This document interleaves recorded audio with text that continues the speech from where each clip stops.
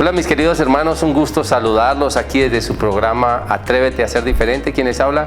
Juan Alberto Echeverry, laico, comprometido, católico, colombiano, aquí para compartir con todo el corazón con todos ustedes. Y pues quiero mandar un saludo muy especial, como siempre, a mis hermanos de Cristo Vive Hoy de Zamora, a la comunidad de Puebla, a esta familia Ruiz tan querida y tan especial, donde hemos estado viendo retiros espirituales, a Durango, con las cruzadas matrimoniales y todo el movimiento allá de familia, de jóvenes, Provida, en fin.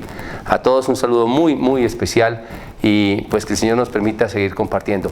Los otros hermanos de Jiquilpan, donde también he tenido la oportunidad de estar en una conferencia donde asistió pues muchísimas personas sobre la familia. Y también un saludo muy especial a los de Jaltipan, allá en Veracruz, donde también tuve la oportunidad de compartir con familias. Pues con todo mi corazón les mando un saludo muy especial, esperando que el Señor siempre prospere su vida espiritual, su camino en todos los sentidos. Y hoy, como siempre, vamos con un tema diferente, un tema que estoy seguro que a todos también nos llega al corazón y que es muy necesario, especialmente para la vida de una persona espiritual. Sin esto, yo diría que es imposible llegar a la eternidad, es imposible crecer espiritualmente si no se aplica esto de lo que vamos a hablar esta tarde, que se llama el sacramento de la confesión y el perdón. Y es que ciertamente es difícil que las personas pues puedan creer del todo en este sacramento, y una de las cosas que más ha querido hacer el maligno es justamente desestimar este sacramento para que las personas no reciban esa gracia que pues viene de lo alto, para poder en el determinado momento, en el momento de la muerte, podamos entrar en esa gloria celestial que a todos nos espera. Y es corriente escuchar en todas las conversaciones de pasillo y todas las conversaciones sociales, cuando uno dice, oye, ¿por qué no te confiesas? Pero, ¿qué me voy a confesar yo si yo no robo, yo no mato? Algunos incluso pareciera que quisieran que les colocaran más bien una vela y un altar para que los adoraran, porque son tan santos que pues ni manera pues de que se quieran confesar. Sin embargo, lo dice la palabra de Dios allí en Proverbios 29, dice, nadie está libre de pecado, nadie está libre de pecado. Y esa es la realidad, todos los seres humanos tenemos pecados, todos.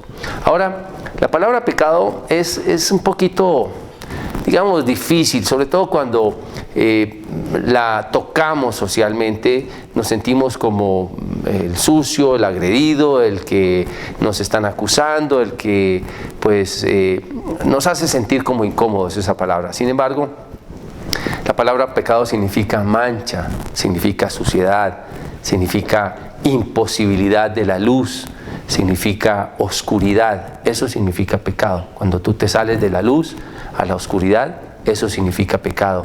Cuando estabas limpio y ahora tienes manchas, eso significa pecado.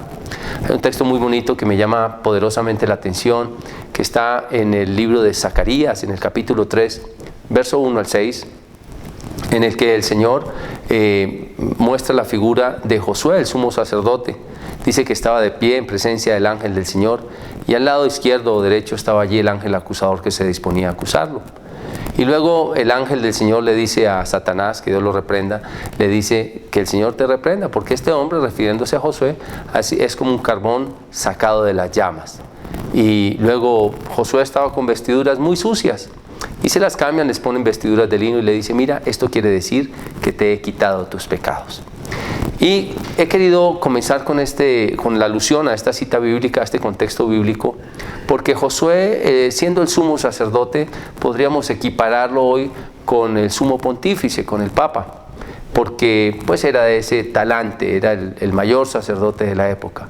Y si ese hombre estaba de pie en presencia del ángel del Señor con vestiduras sucias, que era el hombre, digamos, más santo que podría tener la tierra por estar más cerca al Señor, por ser justamente sacerdote, es decir, encargados de transmitir la fe, de celebrar toda la liturgia de la época, podríamos decir hoy que podría ser equiparable al Papa. Y si estos dos o este tipo de personas tienen vestiduras sucias, ¿qué podremos esperar nosotros de nosotros mismos si también estamos llenos de pecados, llenos de debilidades, de tantas cosas, tantas minucias? Pues bien, Para poder entender esto un poquito más, es necesario adentrarnos en todo lo que ofende al ser humano, en todo lo que nos daña, en todo lo que nos lacera, en todo lo que dañamos a los demás, nos dañamos a nosotros mismos y ofendemos a Dios. No porque Dios, digamos, sea susceptible de dañar por nadie. Dios no es susceptible de dañar por nadie, pero su infinito amor pues se entristece de ver que sus hijos sufren, hacen sufrir a los demás y sobre todo por el gran amor que nos tiene, que nos espera a todos en la vida eterna, pues le duele que sus hijos se pierdan en la oscuridad del pecado. En el Evangelio, en la carta de Juan, en el capítulo 1, primera carta de Juan, capítulo 5, versos 16 al 18, nos dice San Juan que hay un pecado que lleva a la muerte y un pecado que no lleva a la muerte. Y al principio dice, aquellos que tienen pecado, pues oren por ellos, porque hay un pecado que lleva a la muerte y otro que no lleva a la muerte. Y esto es a lo que nos referimos dentro de la iglesia, al pecado venial. Yo sé que este tema es un poquito difícil, un poquito pesado, pero vas a darte cuenta cómo el gran amor de Dios te va a llevar de la mano para sacarte siempre a la luz. Entonces dice allí que quien tiene a Dios como Padre no peca, y el Hijo de Dios lo cuida para que el maligno no lo toque. Como quien dice, el estar en gracia de Dios, el estar a la luz de Dios, te da la garantía de que Jesucristo está a tu alrededor cuidándote para que el mal no te toque. Y esa es una garantía maravillosa. Por eso nosotros siempre deberíamos propender por estar siempre en estado de gracia. ¿Y qué es estado de gracia? Es confesadas nuestras culpas, arrepentidos de nuestros pecados y en propósito de enmienda, que eso es básicamente lo que la iglesia propone para que podamos entrar al cielo. Hablar de pecado, hablar de confesión, hablar de perdón, supondría también hablar de cielo, de purgatorio y de infierno. No me voy a meter en esos tres temas, digamos puntualmente, pero existen, son estados, son lugares espirituales en los que van las almas, unos a condenación, otros a salvación en el nivel del purgatorio u otros a salvación ya en la gloria celestial. Estos lugares dependiendo de nuestros hechos. ¿Por qué? Dice allí en la segunda carta a los Corintios, en el capítulo 5, verso 10, hay varios textos también, en Jeremías también está, pero quiero referirme concretamente a este, donde dice, porque cada cual tendrá que presentarse delante del tribunal de Cristo, para que reciba según lo bueno o malo que haya hecho durante el tiempo que estuvo en el cuerpo. Eso lo dice allí este texto. Lo cual quiere decir que todos tenemos una responsabilidad de nuestros actos, lo que hace que esos actos se conviertan en actos de bendición o en actos de maldición para nuestra propia vida. Pues bien, si nosotros no tenemos una conciencia clara de lo que es el pecado, pues seguramente vamos cometiendo errores y nos vamos dañando y nos vamos ensuciando. Y para esto está una gracia sobrenatural que es la gracia del Espíritu Santo. Recordemos allí en el Evangelio de Juan, en el capítulo 14, también en el capítulo 16, donde el Señor nos dice, les enviaré mi Espíritu para que les muestre mi doctrina, les muestre el bien y les muestre el mal, les muestre el pecado. Es decir, que el Espíritu Santo es el que nos regala la gracia de que nosotros podamos entender si estamos en pecado o no. Una persona cuando recibe el proceso de la conversión, es decir, cuando abre su corazón a Dios, cuando asiste a un grupo de oración, a una comunidad, cuando decide volcar toda su vida a Dios, desde cualquier llamado específico que sea en cualquier comunidad, cualquier carisma, esta persona lo primero que hace es tener una gracia especial del Espíritu Santo, como que penetra en el alma de la persona y le da la oportunidad de tener la luz sobre sus propios pecados, porque el Espíritu Santo le muestra en qué ha ido ofendiendo a las demás personas. Yo recuerdo que en alguna oportunidad estaba en un retiro espiritual hace tal vez unos 15 o 20 años y era un retiro de sanación interior y hablaba allí la persona que estaba dirigiendo el retiro, hablaba sobre el tema de las heridas que hemos gestado a las personas que están cerca desde la niñez. Y oh sorpresa cuando viene a mi mente un episodio que yo tenía absolutamente borrado de una persona a la que yo le había hecho muchísimo daño durante el tiempo que estuve en la escuela. Y pues bien, esto llegó a mi mente y rápidamente le pedí perdón al Señor, pero sobre todo le pedí que me ayudara a reparar mi pecado. Y el Señor no se quedó corto. El Señor me regaló la oportunidad de volver a encontrarme con esa persona de una manera sorpresiva, poder estrecharle la mano, poderle dar un abrazo de paz y poder tener realmente una reconciliación, o por lo menos pedirle perdón de esa manera a esta persona. ¿Por qué? Porque el Señor quiere que nosotros reparemos nuestro pecado. Entonces, cuando tú le dices a una persona, oye, ¿por qué no te confiesas? Si la persona no tiene una conciencia clara de lo que es el pecado, de lo que es la oscuridad, el mal que le hace a la persona, pues muy seguramente te va a decir, pero ¿de qué me voy a confesar? Yo no mato, yo no robo. Y seguramente, pues, la soberbia que lo tiene taponado como un alto muro, no le va a dejar ver su pecado. Por eso es tan importante el regalo de la conversión, que en algún momento vamos a hablar tal vez de este tema de la conversión. Pues bien, una persona que entra a este proceso de la conversión por medio del Espíritu Santo, el don de Dios del Espíritu Santo, pues tiene la capacidad de ir descubriendo qué manchitas tiene sobre su piel espiritual, sobre su cuerpo espiritual, qué manchas ha ido acumulando a lo largo de su vida. Y esto es muy importante porque el entrar en ese conocimiento de nuestro propio pecado nos da la capacidad de poder salir de nuevo a la luz. Es decir, de poderle pedir perdón a Dios, pues recibir el sacramento de la reconciliación. Pues esto es en términos generales lo que sucede con este sacramento. Resulta que lo que va aconteciendo, lo he escrito en uno de mis libros que se llama Las películas de mi mente, es que desafortunadamente el ser humano va dañando su conciencia individual. Cuando una conciencia individual está dañada, se suma la otra, la otra, la otra, la otra, la otra, la otra, se va dañando lo que se llama la conciencia colectiva. Por eso ya con el pasar del tiempo, cuando hay tantas conciencias individuales dañadas, la conciencia colectiva está absolutamente dañada y lo que pareciera que antes era realmente malo, ahora hasta nos parece bueno. Pues eso es precisamente una conciencia colectiva dañada, que nos hace justificar o parecer que es bueno aquello que realmente es malo. Vamos perdiendo la moral como lo estamos viendo en el mundo entero. Entonces, en ese orden de ideas, claro, ahorita llega uno a cualquier conversación con hermanos, con amigos, con primos, con compañeros de trabajo, y cuando uno ha tenido el proceso de conversión, conociendo este regalo tan grande, uno quisiera decirle, mira, ¿por qué no te acercas a Dios? ¿Por qué no te confiesas? O a veces vienen a contarle a uno sus historias y uno dice, ¿por qué no te confiesas? Y ellos, por supuesto, lo primero que le responden a uno, pero ¿de qué me voy a confesar? Yo no robo, yo no mato. Y eso es porque la conciencia está completamente oscurecida, como lo dice San Pablo. Así las cosas, es necesario que una persona pueda entrar en una conciencia de vida. Ahora, quiero hablarte de algo que me parece interesante. Nosotros podemos entender la conciencia como una formación que hemos tenido de normas que alguien nos ha enseñado. Y eso es lo que hacemos desde la escuela, con el catecismo, con la catequesis que les damos a los niños, qué es bueno, qué es malo, qué es pecado venial, qué es pecado mortal. Pero muchas veces llevamos la vida pensando que eso finalmente es una carga de un tener que hacer y no de un querer no hacer. Tener que hacer es, tengo que cumplir con esta norma. Es ahora necesario cambiarlo a quiero no faltar a esta norma.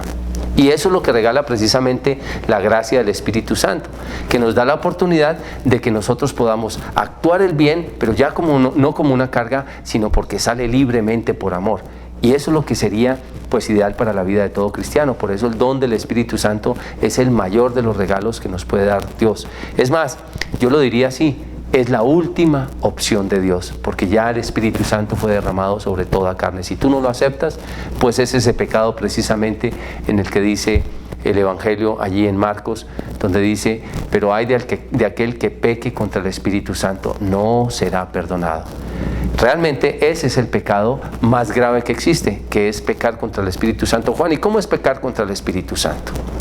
Pues el Señor da allí un ejemplo, diciendo que podemos hablar de cualquiera, pero contra el Espíritu Santo no. Sin embargo, en algunos sectores de la iglesia, a los cuales yo me adhiero realmente, es que el pecado del Espíritu Santo es definitivamente cerrarse a la acción del Espíritu Santo para mi conversión. Llega el momento de la muerte de decirle a Dios, no quiero nada de ti, definitivamente no quiero nada. Por eso dice allí en Apocalipsis 3:20, he aquí que estoy a la puerta y llamo. Si alguien oye mi voz y abre la puerta, yo entraré y cenaremos juntos. Y eso es precisamente, el Espíritu Santo no violenta el corazón de nadie, Pero si tú le abres tu corazón y le invitas a entrar, Él es un caballero que entra y se sienta a cenar contigo para darte lo mejor que tiene el reino de los cielos. Pues ya cuando una persona tiene entonces este proceso de conversión, ya le queda muchísimo más fácil descubrir por medio del Espíritu Santo cuál es la oscuridad que tiene en su vida, cuál es el pecado que necesita confesar, en qué detalle se ha estado equivocando, y esta persona trata de mantener su vida en limpieza. Pues miremos lo que sucede con una persona realmente que no ha podido confesarse. Y esto está desde el Antiguo Testamento. Dice así en el Salmo 32. Feliz el hombre a quien sus culpas y pecados le han sido perdonados por completo. Feliz el hombre que no es malintencionado y a quien el Señor no acusa de falta alguna. Mientras no confesé mi pecado, mi cuerpo iba decayendo por mi gemir de todo el día. Pues de día y de noche tu mano pesaba sobre mí. Como flor marchita por el calor del verano, así me sentía decaer. Pero te confesé sin reservas mi pecado y mi maldad. Decidí confesarte mis pecados y tú, Señor, los perdonaste. Por eso, en momentos de angustia, los fieles te invocarán, y aunque las aguas caudalosas se desborden, no llegarán hasta ellos. Tú eres mi refugio, me proteges del peligro, me rodeas de gritos de liberación. Este es el salmo de la confesión, de la petición de perdón a Dios.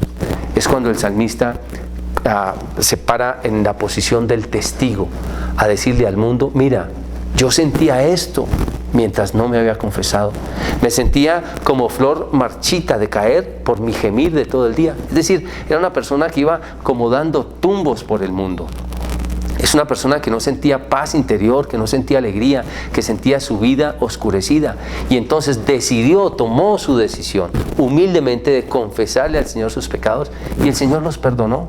Y luego dice: por eso en momentos de angustia te hablarán, te rodearán, te protegerán del peligro y serán rodeados de gritos de liberación, que es básicamente lo que te produce el sacramento de la confesión. Cuando tú sales de la confesión, tú sales descargado totalmente, sales liberado totalmente, tu corazón está feliz, te sientes como caminando entre las nubes, te sientes como, se me quitó un peso de encima.